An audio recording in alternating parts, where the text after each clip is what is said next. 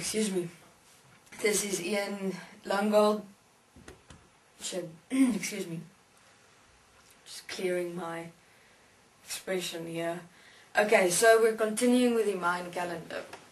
Now, I've been communicating about much that have been professed about the end of time and the end of the world and the end of humanity, and the end is always heard of and the end is always predicted, and even in the Mayan calendar during way back it has been predicted, but I wouldn't say predicted, I would say rather placed certainly, because of their ability to see the universe, the human beings, the outflow of events, and of course the realization that everything is rather pre-programmed.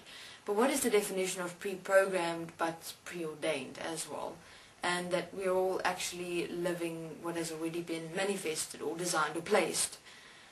But what I have ended off with in my previous interview is what has not been expected is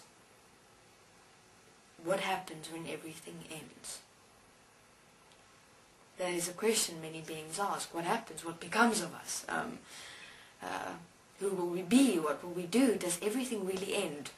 And I would say the following. The end is perceived to be that everything becomes destroyed to nothing. That nothing will exist. That the trees will be lost. That the world will be lost. That the universe will be lost. That human beings won't exist anymore.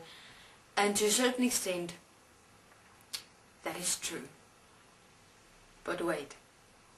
What has not been expected is that there exists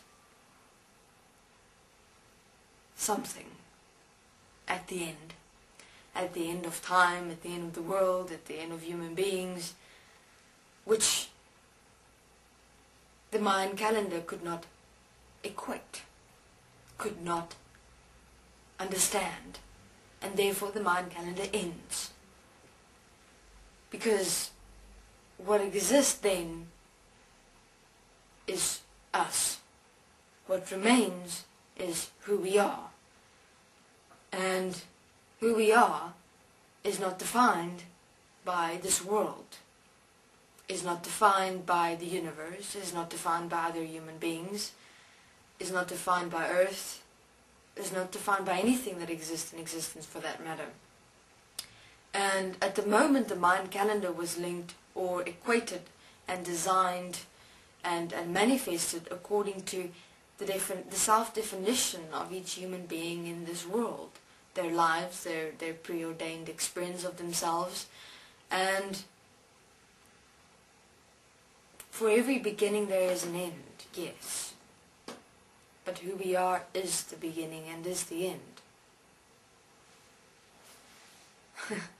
Fascinating. And the Mayan calendar, for that matter, in terms of the 2012 prediction, what is that prediction but the end of the beginning?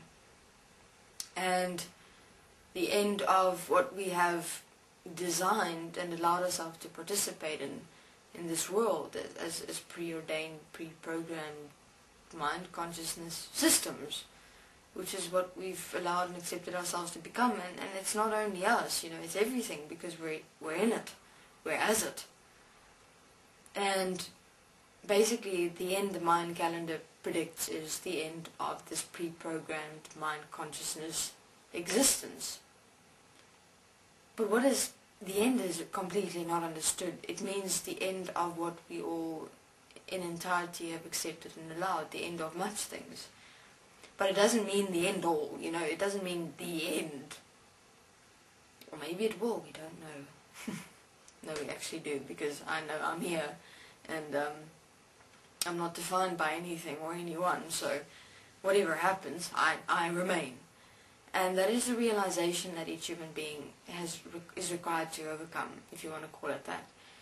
What you have to do is you have to let go of this world, you have to let go of the universe, you have to let go of human beings, you have to let go of relationships, because otherwise it's going to be tough. It's going to be really tough, because in terms of what exists and how it exists in existence at this very moment, it will stop. It won't exist like this anymore, because who's changing? Not we. I mean, we've always been here, but what we've allowed and accepted in terms of a complete pre-programmed, designed, mathematical, equated existence, it ends. Because it's not infinite. It's a program that's running randomly, and all are involved. Yet I'm here, and we have the ability to redirect and change it, and that's exactly what we're doing at this moment. But why change it? Why not just stop it?